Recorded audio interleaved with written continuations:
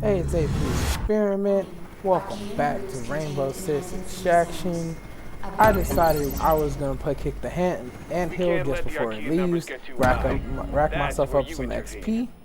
So I went in with Vigil because Vigil at the time was one of my lower operators.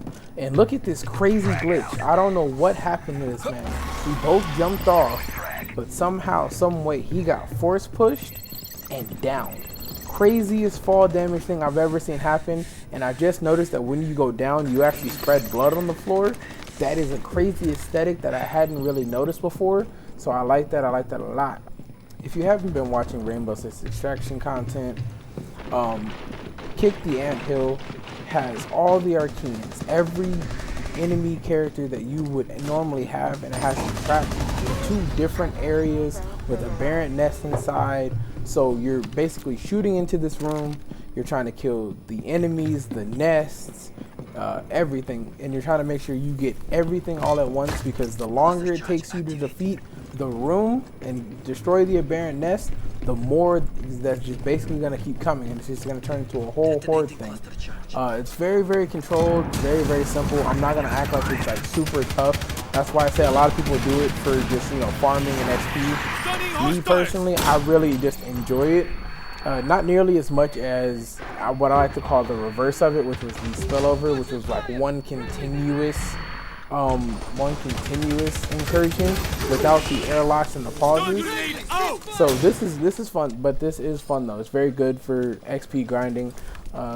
Pretty much everyone set the meta. If you're playing Kick the Anthill, somebody's playing Fuse. It doesn't matter what your Fuse level is, somebody has to play Fuse, because it's the easiest way to rack up the XP. It's the simplest.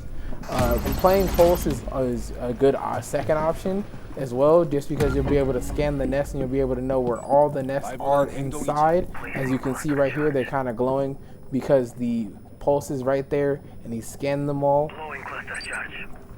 So having Pulse, having Fusion is pretty, I'm not going to say it's OP, but it's just very useful if you're farming. Me personally, I went with Vigil just because Vigil was low for me.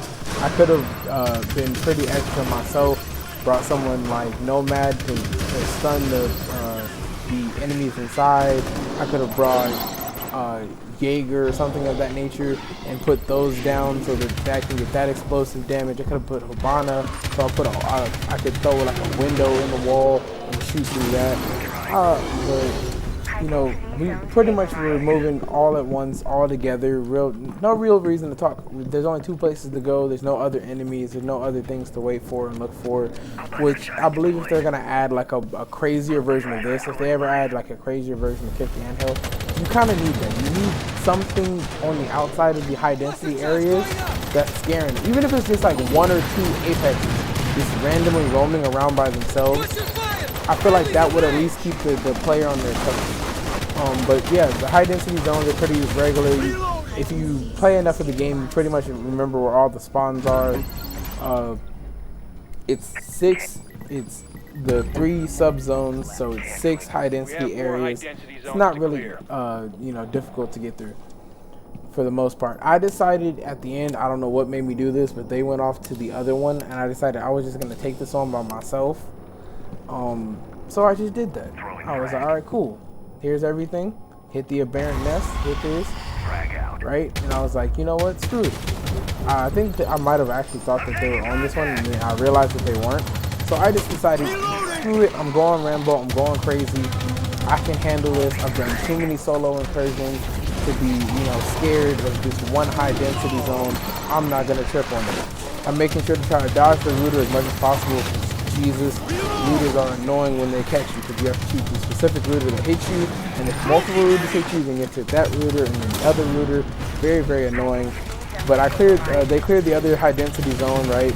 And that's when I realized, oh snap, I'm by myself. All right, cool. I'm backing up, I'm dodging. As you can see, my health is still immaculate. It's still immaculate, so I'm going crazy. I'm hitting the corner. I'm making sure to watch where this tormentor is going, because tormentors are very, very tedious when it comes to just ducking and dodging and, you know, trying to pop up behind you as much as possible. So I made sure and got him up out of there. So that was the end of the second high density zone, and pretty much walked out after that. Nice, smooth. It's been AP Experiment. Catch you in the next one.